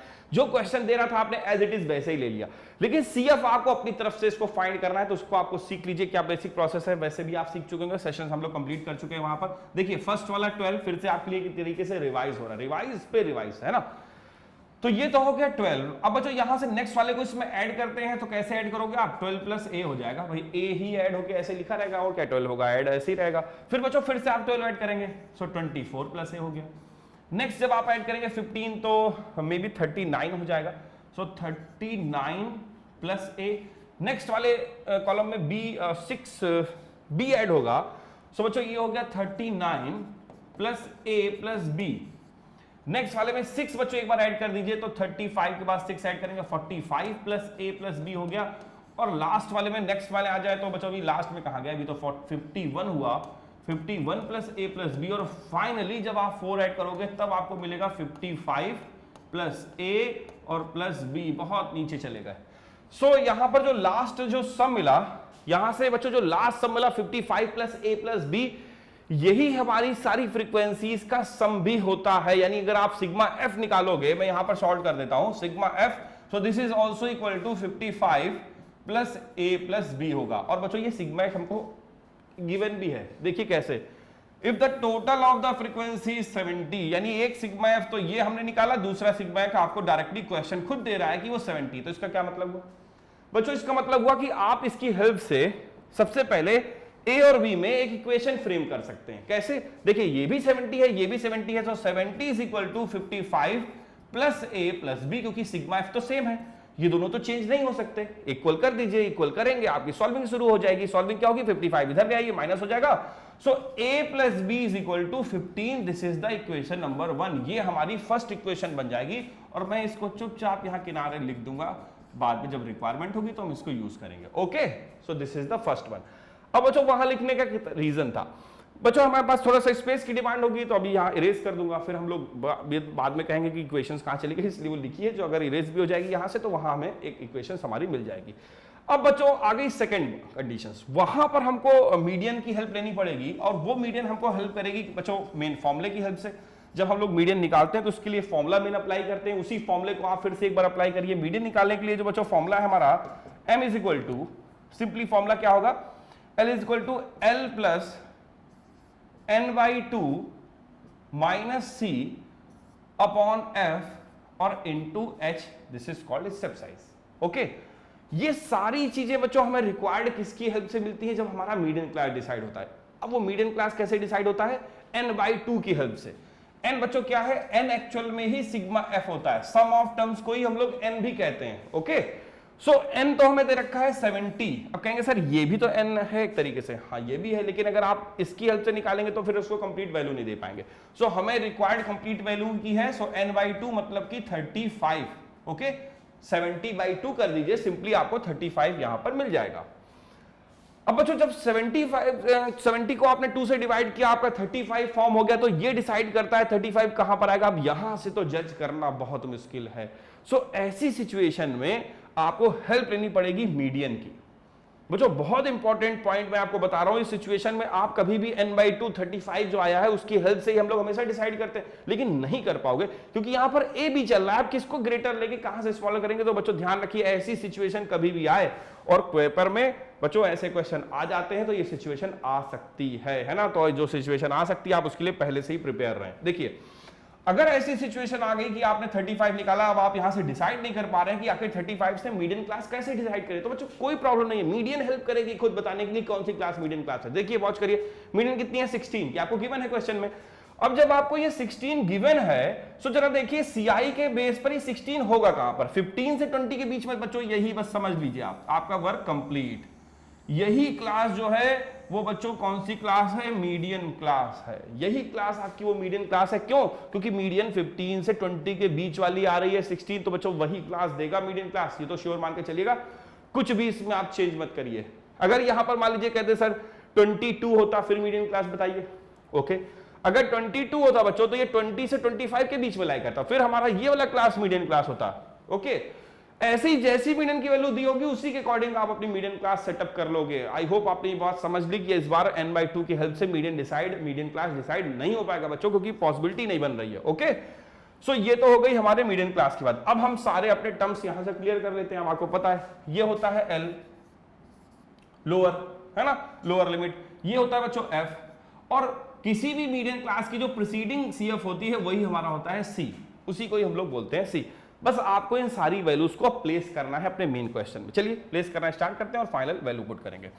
बच्चों इस बार मीडियन को भूलिएगा नहीं, मीडियन के प्लेस पर मीडियन की वैल्यू भी आप रिप्लेस करेंगे, क्योंकि आपको मीडियन गिवन है। m की वैल्यू बच्चों आपको गिवन है, so we have to replace 16।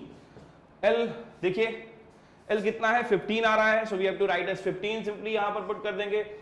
अब बच्चों यहां से n/2 की रिक्वायरमेंट है, थोड़ी देर के लिए f को हम लोग यहां से मूव कर लेते हैं, है ना, बहुत नीचे चला गया। सो यहां से प्रॉब्लम करेगा, वहां पर आप मान के चलिए कि बस आपका f यहां पर है। ठीक, चलिए सो n/2 बच्चों निकाला था 35, सो रिप्लेस्ड इट 35 से रिप्लेसमेंट। अब यहां पर बात आई किसकी, c की। तो देखिए c क्या है, c बच्चों ये 24 प्लस a है, लेकिन जब आप यहां पुट करोगे सो माइनस का 24, देखिएगा ध्यान से, क्योंकि माइनस है तो माइनस का बच्चों 24 होगा और माइनस का a हो जाएगा, क्योंकि माइनस एंटर करता है ब्रैकेट के अंदर तो सारे ही पॉजिटिव वाले टर्म्स को बच्चों निगेटिव कर देता है। ओके, सो ये हुआ -24, ये क्या हो गया, a हो गया। सो डिसाइड कर लिया, समझ लिया। ओके, चलिए इतना आगे आपके लिए बहुत अच्छी बात है, फिर आगे देखते हैं। अब बच्चों इसके बाद यहां पर अपॉन की बात कर ले, वो है f यानी कि n क्या रखे हैं। कहेंगे सर दो f सामने है, किसको ले ले, इसको ले ले, मन तो करता है इसको ले ले, अच्छा लग रहा है 55 a + b, लेकिन बड़ा खतरनाक है। जो चीज देखने में अच्छी लगती है बच्चों कभी कभी सेहत के लिए ज्यादा हानिकारक होती है। सो कभी भी आप इसको मत लीजिएगा, आप इस सिंपल से सीधे साधे 70 को ले लीजिए, कैलकुलेशन इजी कर देगा और सॉल्विंग आपके लिए आसान रहेगी। सो कभी भी इसके चक्कर में मत पड़िए, दूर रहिए, दूर, है ना, हमेशा सिंप्लिसिटी की ओर जाइए। सो सिंप्लिसिटी कहती है 70 पुट कर दो, फायदे में रहोगे। चलो तो कायदे में रहेंगे तो हम लोग जरूर फायदे में रहेंगे। h पर आ जाए, h की बात कर ले तो h है हमारा स्टेप साइज। स्टेप साइज मतलब दोनों के बीच का क्लास डिफरेंस, यानी हमारी मीडियन क्लास का क्लास डिफरेंस क्या है बच्चों, 5 का है, 5 पुट कर दीजिए। सो सारा कैलकुलेशन वाला वर्क हम लोग ने पुटअप कर लिया है। अब बस बात है सिर्फ और सिर्फ सॉल्विंग की। तो बच्चों फॉर्मूला हम करते हैं आउट, स्पेस बनाएंगे, 70 का काम कंप्लीट, उसको भी आउट कर देंगे, l हमने डिसाइड कर लिया है। सो सारा स्पेस क्लियर है, now we have to simply solve it. 15 को लेफ्ट में ले आइए बच्चों, जैसे ही आप इसको लेफ्ट की ओर लाएंगे, ये देखिए प्लस में है, इधर आएगा माइनस में हो जाएगा, 1 सिर्फ और सिर्फ 1 बचेगा। 35 से जब इसको सॉल्व करेंगे तो 11 मिल जाएगा, 11 सिंपली 11 माइनस a, और अपॉन की बात कर लीजिए 70 है बच्चों, यहां की बात कर लीजिए 5 से, सो 5 को भी डिसाइड कर लीजिए। 5 से जब आप करेंगे 5 1 जा हो जाएगा, और नेक्स्ट इसके बाद 5 4 जा सिंपली बन रहा है। सो वैल्यू तो यहां से इतनी आ गई, डिसाइड करेंगे वैल्यू के हिसाब से अकॉर्डिंग टू 70 अपॉन 235, क्लियर कर लीजिए। 1 2 1 2 1 2 3 4, तो 1 2 3 4 सही तो था, 1 2 3 4 वैल्यू तो सब लोग की सही चल रही है बच्चों, सिर्फ फॉर्मुलेशंस की बात है। चलिए फॉर्मुलेट करके वैल्यू चेक करते हैं। यहां पर 5 से जब आप डिवाइड कर रहे हैं, 5 1 जा और 5 4 जा, 14 हो रहा है। 14 लेफ्ट में ले जाएंगे, 11 माइनस a, यहां पर बच जाएगा आपका 3 और यहां पे हो जाएगा माइनस a। बच्चों वैल्यू तो माइनस में नहीं मिलेगी। जो भी फ्रीक्वेंसीज होती हैं वो सब पॉजिटिव होती हैं, पॉजिटिव वैल्यूज होती हैं, तो कहीं ना कहीं क्वेश्चंस को आप वॉच करिएगा। मोहित जी कहीं पे कुछ ऐसी पॉइंट तो नहीं ले लिया गया है, ऐसा सम तो नहीं लिया गया है जहां पर कोई ना कोई इस तरीके की मिस्टेक हो गई हो बच्चों। सो इस चीज को ध्यान रखिएगा, जो क्वेश्चन है वहां पर कहीं ना कहीं कोई ऐसी फ्रीक्वेंसी ली गई होगी या ऐसा कोई टर्म्स होगा। चलिए मैं भी एक बार चेक कर लेता हूं। जैसे 12 था, फिर ये 12 था, 55 प्लस a प्लस b आया, वहां तो उस इक्वेशन का कोई काम ही नहीं हुआ अभी तक, वो इक्वेशन तो हमारी अराइज ही नहीं हुई। क्वेश्चन जहां पर चल रहा है उसी के अकॉर्डिंग बच्चों कंडीशंस को हम लोग लेके चल रहे हैं। 12 है, a है, 12 है, देन आफ्टर 15 है, फिर b है, और फिर इसका 6 6 और 4 है। ओके, सो यहां से 12 12 देखिए सारी वैल्यू प्लस में ही होगी। सो निगेटिव आंसर कुछ की वैल्यू है तो इसका मतलब कहीं ना कुछ पॉजिटिव वैल्यू का काम होगा। देखिएगा क्वेश्चन को वॉच जरूर करिएगा मोहित जी, कहीं ना कहीं पर कोई ऐसी वैल्यूज होंगी जो क्वेश्चंस में आपकी कंडीशंस को कहीं ना कहीं पर चेंज कर रही होंगी। सो इस चीज को ध्यान रखिए, प्रोसेस मैंने आपको क्लियर किया है, फिर भी क्वेश्चन को आप जरूर वॉच करिएगा, देखिएगा जरूर। Okay, so according to condition यही है आपका। इसके बाद a वैल्यू मिल जाएगी, a की वैल्यू को जब आप यहां पर प्लेस करेंगे तो a की वैल्यू यहां से आपको सॉल्व करने के बाद b की वैल्यू मिल जाएगी। a और b दोनों ही आपके सिंपली डिसाइड हो जाएंगे। प्रोसेस यही कहता है, प्रोसेस अकॉर्डिंग कंडीशन यही कहती है। क्वेश्चन में कहीं फ्रीक्वेंसीज में कुछ चेंजेस हो तो आप उसको जरूर वॉच कर लीजिएगा। 15 में भी f की वैल्यू यहां पर चेक कर लेता हूं, कुछ ना कुछ वैल्यू चेक करने पर ही जाता है ना। यहां पर ओके भाई, यहां पर एक वैल्यू 70 रखी हुई है। चलिए यहीं से चेक करते हैं भाई, f रखना था, f हमारा 15 है, 3 टाइम्स। ओके क्लियर हो गया बच्चों, यहीं से क्लियर हो गया। देखिए यहीं पर क्लियर हो जाएगा, यहीं पर सॉल्व हो जाएगा, है ना, सावधानी हटेगी, दुर्घटना घट गई। सो यहां से 5 3 जा, लेकिन खैर सही समय पर हॉस्पिटल पहुंचा दिया आपने उसको। 5 3 जा 15, क्योंकि यहां पर एक्चुअल में f रखना था, हम लोग ने f तो पुट किया ही नहीं, 70 रख दिया। वो f जो मूव किया उसके बाद वो मूव हो गया। यहां पर रखना था हमको f, क्योंकि फॉर्मूले के according n/2 minus c upon f है। सो f तो मिस था, f तो हमारा 15 है ना। चलिए वो प्लेस किया आप सही। सो ये तो हुआ 1 था, यहां पर हमारे पास 11 माइनस a था, अपॉन में 5 3 जा 15 था। सो क्वेश्चन के अकॉर्डिंग कंडीशन सही चल रही है, 3 हो गया, ये माइनस 11 हुआ, माइनस a। सो आंसर मिल गया हमारे पास -8, माइनस कैंसिल आउट, a की वैल्यू 8, और बच्चों b जब आप पुट करोगे तो 7। ओके भाई आ गया मोहित जी, क्वेश्चन आपका राइट है। वहां पर जो 70 था वो वहां पर हमने रखा था 15, तो मैंने वापस बैक कर दिया, सही समय पर आईसीयू में पहुंचा दिया गया आपका क्वेश्चन, जिसकी वजह से उसकी जान बच गई, नहीं तो यहाँ पे रॉन्ग होना था इसको। ओके चलिए राइट हो गया आपका आंसर, 7 और 15 है, क्योंकि कंडीशंस को फॉलो कर रहे हैं। देखिए 8 + 7 15 सिंपली है ना, और 15 35 है। ओके वो 60 भी कर लेगा, सारी कंडीशंस भी मैच कर रहा है। सो बच्चों ये तो आपके क्वेश्चंस जो थे बेसिकली हमने उसको बताया। नेक्स्ट में चलते हैं, नेक्स्ट एक कंडीशंस क्वेश्चंस को और लेते हैं, और आपकी कंडीशंस आगे जो भी आपके क्वेश्चंस क्वेरीज हैं उसको भी क्लियर करेंगे। मोहित जी का एक और क्वेश्चन आ गया। चलिए मोहित जी बहुत सारे आपके क्वेश्चंस क्वेरीज हैं जिसको यहाँ पर पैनल हमारा ले लेता है, तो बड़ी अच्छी बात है भाई, आपके सारे क्वेश्चन आ जाते हैं यहाँ पे। So in a frequency distribution table there are 12 classes, 12 classes हैं। The class width is 2.5 and the lowest class boundary is 8.1। Okay then what is the upper class boundary of the highest class, highest class की upper class boundary क्या होगी। सो जो इसका simple सा formula apply कर दीजिए। 1 marker question में भी हो सकता है बच्चों इस टाइप का, इस बार इसको वॉच करिएगा, अच्छा क्वेश्चन है। 1 मार्कर क्वेश्चन होने के चांसेस इसके ज्यादा हैं, इस टाइप के क्वेश्चन 1 के 1 मार्कर ही में भी आप मान लो 1 मार्कर क्वेश्चन आ सकता है। So boundary of the highest class, जो अपर बाउंड्री होती है हाईएस्ट क्लास की, upper boundary of higher class, highest class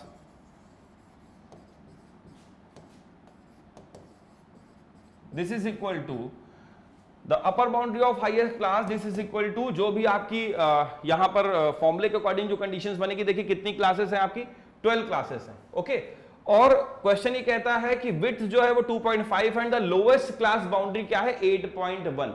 so फॉर्मूले के अकॉर्डिंग लोएस्ट, ठीक है, लोएस्ट क्लास बाउंड्री, मैं यहां पर इसको शॉर्ट में लिखता हूं LCB, lowest class boundary plus lowest class boundary, the upper boundary of highest class is equal to, अगर आपको अपर बाउंड्री निकालनी है हाईएस्ट क्लास की तो उसका फॉर्मूला है बच्चों याद रखिएगा, लोएस्ट क्लास बाउंड्री प्लस जो आपका क्लास विड्थ है, तो क्लास विड्थ कितनी हो जाएगी, यानी CW, CW stand for class work नहीं है, क्लास विड्थ, ठीक। और उसके बाद नेक्स्ट आ जाइए बच्चों, जो आपको नेक्स्ट फॉर्मूले में रिक्वायरमेंट होती है वो होगी क्लास के विड्थ के बाद जो भी आपके नंबर ऑफ टेबल्स में क्लासेस गिवन है। तो नंबर ऑफ क्लासेस बच्चों कितनी है, फ्रीक्वेंसी डिस्ट्रीब्यूशन टेबल में 12 क्लासेस, सो यहां पर हो जाएगा नंबर ऑफ क्लासेस, ठीक है ना, नंबर ऑफ क्लास आपकी कितनी है वो।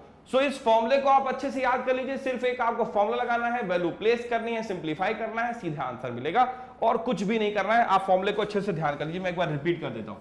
जब भी आपको बच्चों ऐसी सिचुएशन आए कि upper boundary of highest class find करना है, आपको लोएस्ट क्लास बाउंड्री गिवन है, आपको क्लास विड्थ गिवन है, नंबर ऑफ क्लासेस गिवन है, सो ऐसी सिचुएशन में आपका फॉर्मूला बनता है upper boundary of highest class is equal to lowest class boundary plus CW मतलब क्लास वर्क मतलब क्लास विड्थ, एक्चुअल में क्लास वर्क नहीं क्लास विड्थ, और इनटू नंबर ऑफ क्लासेस, कितनी क्लासेस आपको क्वेश्चन के अकॉर्डिंग दी हैं। सो चलिए वैल्यू को पुट करते हैं। लोएस्ट क्लास बाउंड्री बच्चों कितनी दे रखी है, so lowest class boundary is given to 8.1, okay, so ये हो गया 8.1 प्लस CW, चला देखिए क्लास विड्थ कितनी है बच्चों, वो है 2.5, ओके, सो यहां पर वैल्यू पुट कर देंगे 2.5। Now we have to multiply number of classes, तो बच्चों नंबर ऑफ क्लासेस कितनी है, 12 क्लासेस गिवन है, so we have to write as 12, simply यहां पर 12 कर देंगे। Now we have to simply multiply and find the final answer. So this is 8.1 plus when we have to multiply 2.5 to this, so simply आप इसको multiply करिए, point यहां से displace करिए, 10 करिए और 5 जा 5 2 जा 2 से कर दीजिए 6 6 5 जा 30 आ गया simply. So answer 30 plus 8.1 answer हो गया 38.1। तो आई होप मोहित जी आप क्वेश्चंस को अच्छे से समझ पाए कि क्या बेसिक्स था। इस फॉर्मूले को आपको मेनली बेसिकली याद रखना है और इसी फॉर्मूले के अकॉर्डिंग आपको क्वेश्चन को समझना है, ओके। फॉर्मूला आपको अगर ध्यान रहेगा तो बच्चों इजीली 1 मार्कर क्वेश्चन है, आपको 1 नंबर मिल ही जाएंगे, सिंपली बस आपको मल्टीप्लाई करना है, प्लस करना है। तो ये तो हो गया हमारा एक बेसिक इंपॉर्टेंट सम। चलिए कुछ और बेसिक क्वेश्चंस को हम यहाँ पर कंसीडर कर लेते हैं। यहाँ पर एक ये रिमझिम कुशवाहा जी ने क्वेश्चन के क्वेरीज ही रखी है, क्वेश्चन तो नहीं कह सकते बच्चों इसको। सो रिमझिम कुशवाहा जी ने क्वेश्चन क्या है, regarding syllabus Euclid division lemma, अच्छा Euclid division is in syllabus of 2000। So Rimjhim ji according to syllabus जो हमारा सीबीएसई सिलेबस प्रोवाइड किया गया है 2020 एंड 21 के लिए सीबीएसई के अकॉर्डिंग, सो बच्चों वहां पर इस सिलेबस में यहां पर एकदम क्लियर है कि यूक्लिड डिवीजन लेमा उसको इस बार के कोर्स में नहीं रखा गया है, यानी कि इस बार यूक्लिड डिवीजन लेमा से रिलेटेड क्वेश्चंस नहीं किए जाएंगे, इस बार आपके सिलेबस से कट हो गया है, मींस हट गया है, ये उस 30% डिलीटेड सिलेबस में चला गया है जो इस बार 2020-21 में क्वेश्चंस नहीं होंगे। सो बच्चों फाइनली बेसिकली तो यही है जो सिलेबस कहता है उसके अकॉर्डिंग, और बच्चों जो सिलेबस कहता है वही राइट है क्योंकि वो सीबीएसई के अकॉर्डिंग सिलेबस है। सो यहां से यूक्लिड डिवीजन लेमा को इस बार के सिलेबस में इंक्लूड नहीं किया गया है, ओके। सो आई होप रिमझिम जी आप इस चीज को समझ गए होंगे। आप इस यूक्लिड डिवीजन लेमा के क्वेश्चंस पे टाइम मत लगाएं, उसकी जगह आप दूसरे क्वेश्चंस को समय दें, जिससे दूसरे टॉपिक्स को समय दें, जिससे आप उन क्वेश्चंस को अच्छे से प्रिपेयर कर पाएं जिन क्वेश्चन से मे बी प्रॉब्ली इस बार क्वेश्चंस आने के चांसेस ज्यादा है, ओके। तो आपका सारा फोकस 70% पे रहना चाहिए। अच्छी बात है, बहुत सारे बच्चे हैं जो ऐसे क्वेश्चन पूछते हैं जो हमारे इस बार के डिलीटेड सिलेबस से हैं। सो ऐसे क्वेश्चन बच्चों करने से फायदा क्या, अब आप डिलीटेड सिलेबस के क्वेश्चंस करेंगे, प्रैक्टिस तो अच्छी हो जाएगी आपकी, मान लीजिए प्रैक्टिस भी बहुत अच्छी होगी, क्वेश्चन आ भी गए लेकिन वो जब बोर्ड में आएंगे ही नहीं, है ना, तो उसका फायदा क्या होगा, क्योंकि फाइनली प्रिपरेशन सारा सब कुछ जितनी भी मेहनत आप कर रहे हो, जितनी भी कुछ भी कहें कि नंबर के आगे नहीं भागना है, मार्क्स नहीं चाहिए, लेकिन चाहिए तो भैया, बिना उसके काम कहाँ चलेगा, है ना। तो फोकस तो सारा वही होता है, फाइनल टारगेट तो वही है ना। चलिए तो मेनली क्वेश्चंस पे आ जाएं। यहाँ पर मोहित जी, हमारे मोहित जी मतलब छाए हुए रहते हैं हर जगह। सो एक क्वेश्चन और आया है, मतलब हमारा मैनेजमेंट हमारा सोच रहा है कि मोहित जी को कुछ ज्यादा ही, मोहित जी हमारा जो पैनल है वो क्वेश्चन जो आइडेंटिफाई करके उन सारे बहुत सारे सम्स में से जो कुछ सम्स चूज करता है उसमें मोहित जी के लग रहा क्वेश्चन बहुत ज्यादा होते हैं। सो उनके क्वेश्चन सबसे ज्यादा टेक किए जाते हैं। चलिए मोहित जी अच्छी बात है, आप बार बार हमारे सामने अवतरित होते हैं। So the mode of the following data is 67। यहाँ पर डेटा का मोड गिवन है, यानी मोड भी गिवन है, समझ जाइए। जैसे ही मोड गिवन समझ जाइए कि यहाँ पर मिसिंग टर्म की बात होगी। क्वेश्चन को देखना, हाँ देखिए मिसिंग टर्म है एक्स, एक्स मिसिंग है, आपको इसी मिसिंग की वैल्यू निकालनी। सो कैलकुलेशन भाई ध्यान रखिएगा, ठीक। चलिए कैलकुलेशन में बड़ी मिस्टेक होती है, सारा फोकस कैलकुलेशन ही है, ये पूरा टॉपिक कैलकुलेशन पे ही बेस्ड है। सो बच्चों यहाँ पर मोड सबसे इजी रहता है प्रोसेस, क्योंकि यहाँ पर आपको अपनी तरफ से कुछ नहीं करना, दो ही कॉलम बनाने, एक तो आपका सीआई का जो गिवन है, दूसरा एफ वो भी गिवन। सो एक कॉलम हो गया सीआई, दूसरा हो गया एफ। कॉलम्स यहाँ पर नोट कर लीजिए, उनकी वैल्यूज पुट कर दीजिए। चलिए कॉलम के अकॉर्डिंग यहाँ पर जो सीआई है वो 40 से स्टार्ट है, सो 40 to 50, 50 to 60 और देन आफ्टर 60 to 70 है बच्चों, 70 to फिर 80 हो जाएगा और फाइनली 80 to 90 हो जाएगा। तो ये तो आपके सारे कॉलम्स सीआई के हो गए, 1 2 3 4 5, 1 2 3 4 5। ओके, अब आ जाए नेक्स्ट। सो बच्चों वो हमारे ये फ्रीक्वेंसीज है, 5 है। First of all we have to write as 5, then after x है बच्चों नेक्स्ट वाला, सो ये मिसिंग वैल्यू हो गई x। उसके बाद 15 आ गया, 12 है, 7 है, सो 15 है बच्चों, फिर 12 है और फिर फाइनली 7। अब यहां से जो नेक्स्ट हमारा वर्क है वो ये है कि अपना मॉडल क्लास डिसाइड करना है। अब बच्चों हम कैसे मॉडल क्लास डिसाइड करेंगे, वैसे हम लोग देखते थे मैक्सिमम फ्रीक्वेंसी टर्म, ठीक, वो होता था ये, अभी इसके अकॉर्डिंग तो यही लग रहा है, लेकिन आपको x कहां पता है, हमें क्या पता कि x 15 से लेस है बच्चों, कैसे हमें पता, यहां से टोटल भी तो सम नहीं है। तो आप कभी भी ऐसी गलती मत करिएगा कि आपको सबसे मिसिंग फ्रीक्वेंसी वाले टर्म्स में सबसे बड़ा, अगर मिसिंग फ्रीक्वेंसी नहीं है तो ऐसी सिचुएशन में फ्रीक्वेंसी ही डिसाइड करता है मॉडल क्लास। जैसे मीडियन में भी था, वहां पर भी हमने हेल्प किसकी ली थी, सीआई की, यहां पर भी आपको हेल्प सीआई और दिए हुए मोड की वैल्यू की, गिवन मोड की वैल्यू की हेल्प लेनी पड़ेगी। सो मोड आपको बच्चों गिवन है 67।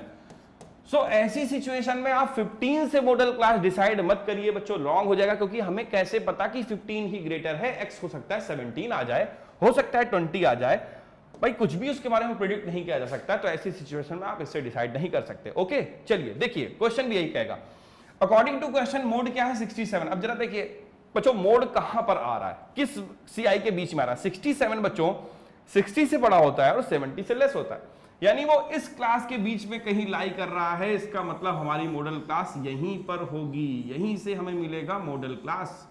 सो बच्चों अगर हम x को ले लेते तो देखिए रॉन्ग होता कि नहीं होता, हो जाता ना। सो ऐसी सिचुएशंस में आपको ध्यान रखना है कि आपको मॉडल क्लास किसकी हेल्प से डिसाइड करना है। ओके, तो ये तो हो गई मॉडल क्लास को डिसाइड करने की बात।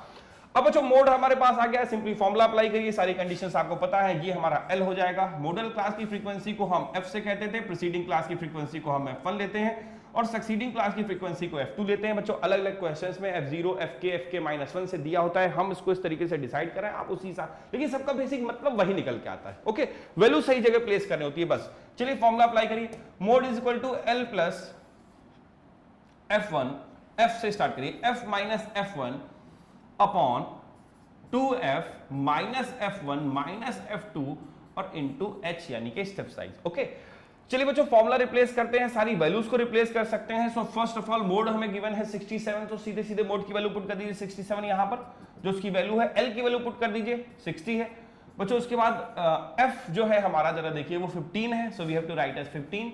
इस बार वैल्यू सही से रखेंगे, नहीं फिर से क्वेश्चन हमारा जो गंभीर रूप से घायल हो जाएगा और आईसीयू में ले जाना पड़ेगा। सो इस बार ध्यान से पहले से ही उसको सही से रखिए भाई। f1 जो है सही से f1 को x ही रखेंगे और 2f की बात है तो बच्चों यहां पर 30 हो जाएगा। ओके, चलिए 30 रखा। Then after f1 minus f2 यानी कि minus x minus 12, so minus का 12 पहले लिख देता हूं, फिर माइनस का x, बच्चों कैलकुलेशन में इजी हो जाएगा। And then after finally we have to write as what 60 minus 10, जरा देखिए डिफरेंस, क्लास डिफरेंस 10 का आ रहा है, सो यहां पर आ गया 10। फाइनली इतना प्रोसेस हमारा कंप्लीट हुआ। अब बच्चों सॉल्विंग की बात है, एक एक करके पॉइंट्स को सॉल्व करेंगे। Then after simply find x। So बच्चों ये जो प्लस का 60 है लेफ्ट में जब माइनस में जाएगा तो ये यहां से ट्रांसफर होकर जब हो जाएगा माइनस में, तो 67 से 60 आप लेस कर दोगे, सो फाइनली 7 ही मिलेगा, है ना। यहां पर 7 आ गया। अब बच्चों यहां की जरा बात करिए, देखिए यहां से जब आप माइनस में लिखेंगे तो ये तो 15 माइनस x है, अपॉन में आ जाइए, 30 से 12 को माइनस करिए, सो आई होप 18 बचने वाला है ना, 18 बच जाएगा। सो 18 है और बच्चों माइनस का x भी है, सो 18 माइनस x और यहां पर हमारे पास है 10। Clear, 15 minus x multiply by 10। चलिए क्रॉस इनटू कर लेते हैं, देखिए ये तो इधर जाने वाला है और 10 इससे मल्टीप्लाई, क्योंकि और कोई ऑप्शन है नहीं क्रॉस मल्टीप्लाई के अलावा, सो करना ही पड़ेगा, कर दीजिए। 8 7 जा 56, 6 हुआ, यहां पर 5 कैरी होगा और 7 और 5 126।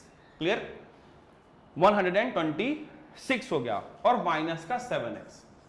नेक्स्ट इधर की बात कर ले बच्चों, ये पॉइंट्स को हम लोग यहाँ से मूव कर लेते हैं क्योंकि हम लोगों ने कैलकुलेशन सारा समझ लिया है, सारे पॉइंट्स हम लोगों ने पुट कर लिए हैं, सिर्फ और सिर्फ वैल्यू पुट करके कैलकुलेशन करना है और फाइनल एक्स की वैल्यू फाइंड आउट करनी है। ओके, सो थोड़ा सा स्पेस बना ले जिससे कैलकुलेशन ईजी हो जाए।